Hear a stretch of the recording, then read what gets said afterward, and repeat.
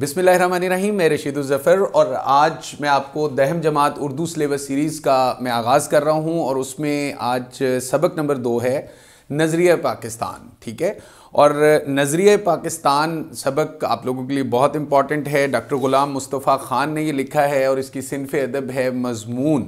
ठीक है, और स्टूडेंट्स देखें, डॉक्टर ग़ुलाम मुस्तफ़ा ख़ान का सबसे पहले हम लोग तारुफ़ करते हैं। मुख्तसर मगर जामे वक्त है, इसलिए मुझे एक एक सेकंड का एक एक मिनट का आपके ख्याल है कि मैंने बहुत ही मुख्तसर मगर जामे अंदाज में आप लोगों को इस सारे सबक से मैंने गो थ्रू करना है। आपकी निसाबी किताब भी मेरे सामने पड़ी हुई है और जहाँ ज़रूरत होगी वहाँ से मैं कोई पैराग्राफ पढ़ भी दूंगा आप लोगों को, क्योंकि मैंने आपको जस्ट इम्पॉर्टेंट निकात जिस तरह से वो चलते जाएंगे, क्योंकि ये जो लेक्चर है मेरा दहम जमात का, जो मैंने पहला लेक्चर मैंने बनाया है, क्योंकि स्मार्ट सिलेबस के हवाले से बनाना है, अभी बाद में मैं इंशाल्लाह उसका मुकम्मल सिलेबस को भी गो थ्रू करूँगा, मैं कवर करूँगा।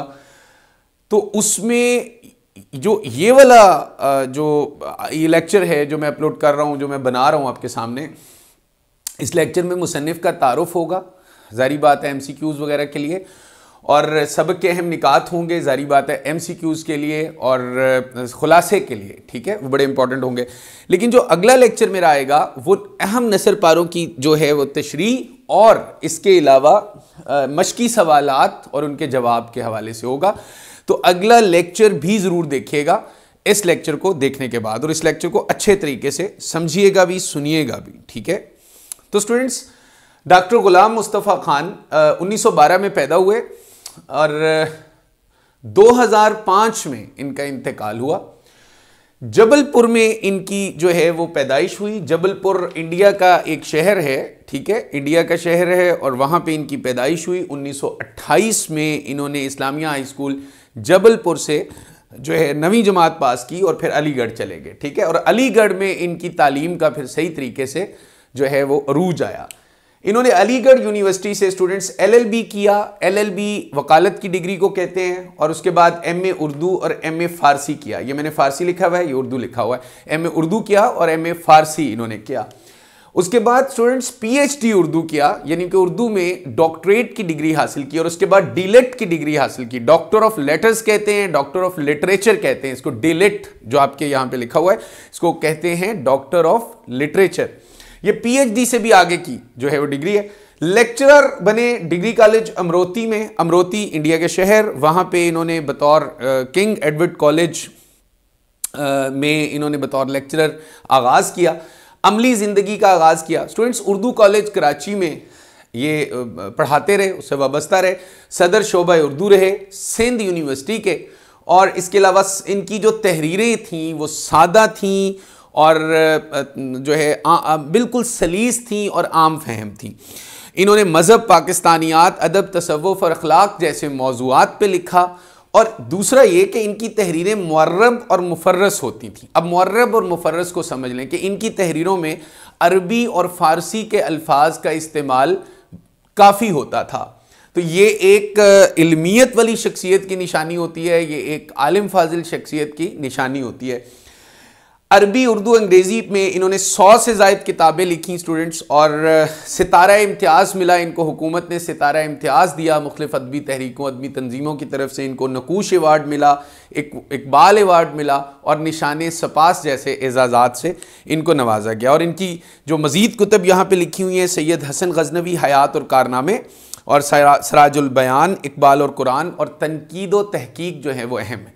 तो ये आपने जो अभी तक मैंने 2 से 3 मिनट में आप लोगों को ये इनका तारुफ करवाया है, इसमें आपके MCQs भी कवर हो जाएंगे इंशाल्लाह, और आप लोगों को अच्छे तरीके से उसकी स्टूडेंट्स, अब नज़रिया पाकिस्तान पे हम लोग चले जाते हैं कि नज़रिया पाकिस्तान, नज़रिया बेसिकली क्या चीज़ है। नज़रिया एक किसी कौम का एक मकसद होता है, एक फ़लसफ़ा होता है जिस पे वो कौम जो है वो कायम होती है।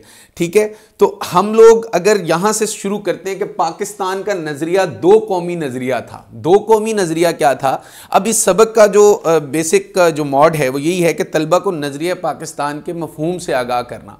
तो मैं थोड़ा सा 1 मिनट आपको बता दूं कि स्टूडेंट्स, बरे सगीर पाको हिंद में पहले मुसलमानों की हुकूमत थी, ठीक है, ये आपको पता है। उसके बाद अंग्रेज़ आ गए, मुसलमान जो मुगलिया सल्तनत थी वो अयाशी में पड़ गई। अंग्रेज़ों ने इस मुल्क का कंट्रोल संभाल लिया।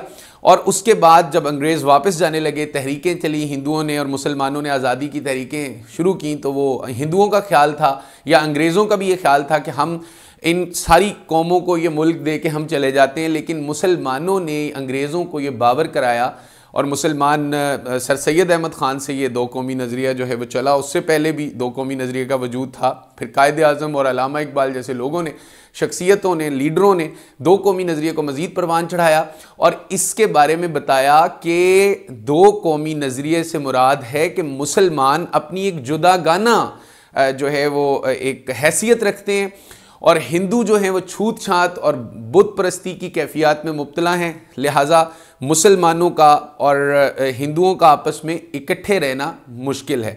तो ये जो एक सोच थी, ये जो एक फ़लसफ़ा था, इसको नज़रिया पाकिस्तान कहते हैं। तो तलबा को पाकिस्तान की तश्कील के मकासद से वाकफियत कराना ये भी इसका है जी। और इसमें हिस्सा लेने वाली अहम शख्सियात जो तहरीक पाकिस्तान में थी, उनसे भी आपको अब देखिए इस सबक में क्या चीज़ें हैं जी कि मुसलमानों की रवादारी के हवाले से लिखा है कि मुसलमानों ने हमेशा रवादारी को अपनाया, बर्दाश्त को अपनाया।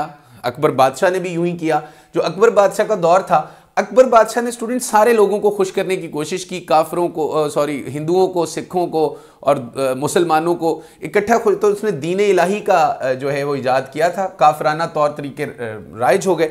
और आपको पता है कि जब भी कोई इस्लाम को मसख करने की कोशिश करता है, तब कोई मुजद्दिद आ जाता है दुनिया में, तो मुजद्दिद कहते हैं दीन को तजदीद करने वाला। तो हज़रत मुजद्दिद अल-अफ़सानी, जिनके बारे में अल्लामा इकबाल ने भी कहा था कि वो हिंद में सरमाया मिल्लत का निगहबान, गर्दन न झुकी जिसकी जहांगीर के आगे। तो जहांगीर बादशाह ने उनको कैदोबंद रखा, कैदोबंद की सोबतें दी और मुजद्दिद अल-अफ़सानी ने जहांगीर का मुकाबला किया, अकबर के आखिरी दौर का मुकाबला किया। इसके बाद स्टूडेंट्स देखें, अल्लाह ताला का निज़ाम है कि शाहजहां, जहांगीर के बाद उसका बेटा शाहजहां और औरंगज़ेब उसका बेटा दीन के खादिम बने। शाहजहां उसके बाद आया, पांचवा मुग़ल बादशाह और छठा मुग़ल बादशाह औरंगज़ेब। ये इन्होंने दीन की कुछ खिदमत की और दीन को ज़रा इस इलाके में और बेहतर किया। स्टूडेंट्स उस वक़्त मरहट्टों और हिंदुओं ने सर उठाया। ये आपका मैं सिलेबस सबक जो है वो आगे से आगे गो थ्रू हो रहा है कि उसके बाद हिंदुओं और मरहट्टों ने सर उठाया, अंग्रेज़ों ने कदम जमाए बरे सगीर में, क्योंकि चपकलश थी। जब भी आपके घर में कोई ज़ाती चपकलश होगी तो बैरूनी ताकतें जो है उसका फ़ायदा लेती हैं, ये हमेशा याद रखिएगा।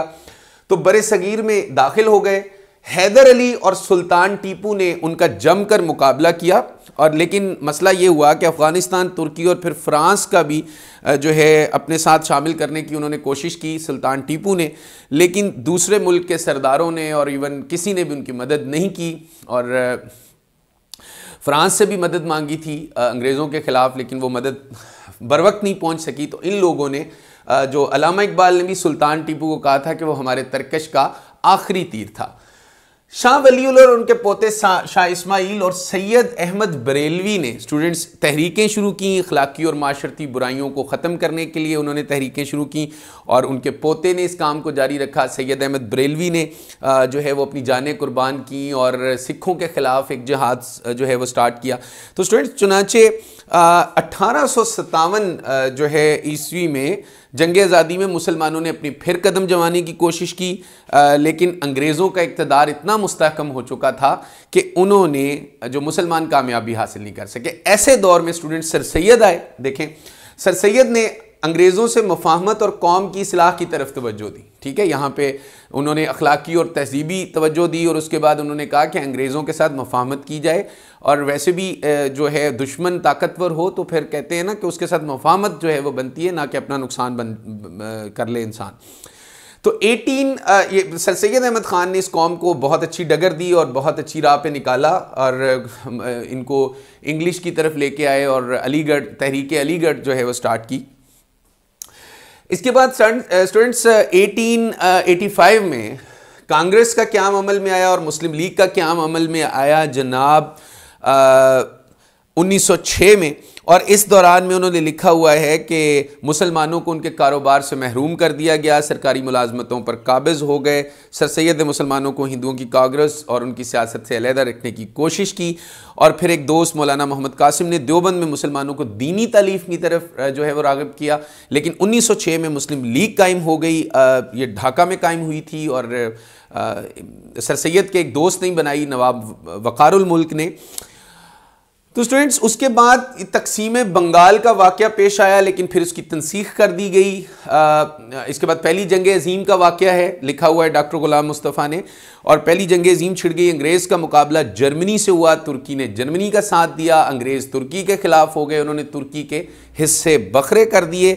अब तुर्की जो है वो हिजाज़ की खिदमत कर रहा था, और ज़ाहिरी बात है उस वक़्त खलीफा जो मुसलमानों का होता था वो तुर्की में बैठा करता था। मुसलमानों की, बरे सगीर की जो मुसलमानों की जो एक हमदर्दी थी वो तुर्की के मुसलमानों के साथ थी, तो लिहाजा तुर्की के टुकड़े करने पर बरे सगीर में शदीद गम गुस्सा पाया गया और तहरीक खिलाफत जो है वह शुरू हो गई। और तहरीक खिलाफत जो है वो खिलाफत के तहफ़्फ़ुज़ के लिए मौलाना मोहम्मद अली जौहर और उनके बड़े भाई मौलाना शौकत अली की रहनुमाई में तहरीक खिलाफत हुई। और वो बड़ा मशहूर शेर हुआ था ना, बोली अम्मा मोहम्मद अली की, जान बेटा खिलाफत पे दे दो।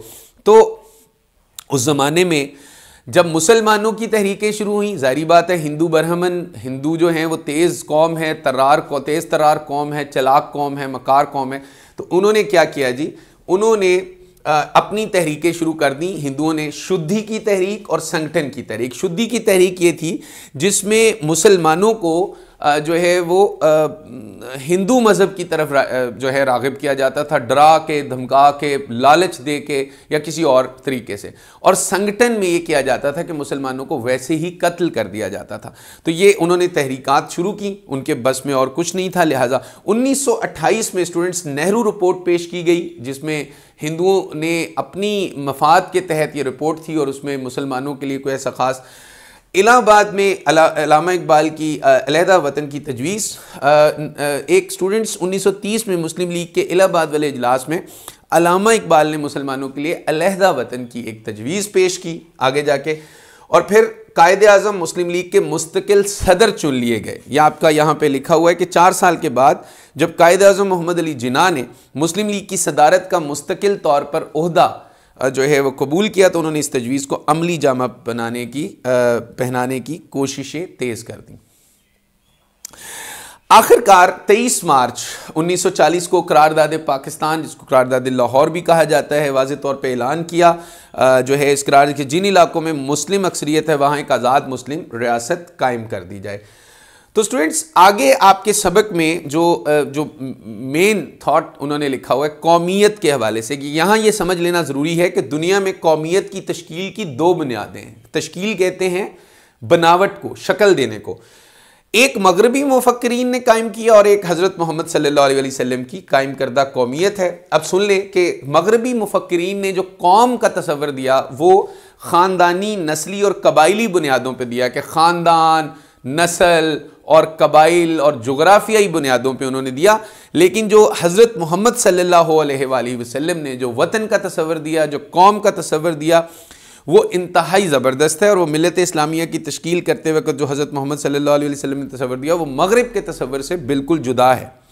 तो मुसलमानों की कौमियत एक नज़रियाती कौमियत है। देखें हज़रत मोहम्मद सल्लल्लाहु अलैहि वसल्लम की कायम करदा कौमियत ला इलाहा इल्लल्लाहु पर कायम है, ठीक है। और इस कौमियत पर यह वजूद में आई है, इसमें कोई नस्ल नहीं है, चाहे कोई एक नज़रिया है, एक अकीदा है, एक जो है वो कलमा है, एक अल्लाह है, एक रसूल है। चाहे अफ्रीका का मुसलमान हो, चाहे अमेरिका का मुसलमान हो, चाहे इंडिया का मुसलमान हो, चाहे पाकिस्तान का मुसलमान हो, चाहे देहात का मुसलमान हो, चाहे शहर का मुसलमान हो, चाहे अरब का मुसलमान हो, चाहे अजम का मुसलमान हो, चाहे गोरा मुसलमान हो, चाहे काला मुसलमान हो, गरीब मुसलमान हो, अमीर मुसलमान हो। हजूर सल्लल्लाहु अलैहि वसल्लम ने कहा कि जिसके दिल में ला इलाहा इल्लल्लाहु और मोहम्मद रसूलुल्लाह इस कलमे का तस्वर होगा वो एक मिल्लत होगी, वो एक कौम होगी। इसी को ही अल्लामा इकबाल ने इसमें लिखा हुआ है आपकी किताब में कि अपनी मिल्लत पर कयास अक़वाम मगरिब से ना कर। कयास कहते हैं अंदाजे को। ख़ास है तरकीब में कौम रसूल हाशमी, जो कौम रसूल हाशमी की जो तरकीब है, जो उसका निचोड़ है, जो उसका फार्मूला है वो अलहदा है, ख़ास है। उनकी जमीयत का है मुल्क व नस्ब पर इन्हिसार। नस्ब कहते हैं ख़ानदान को, कबीले को।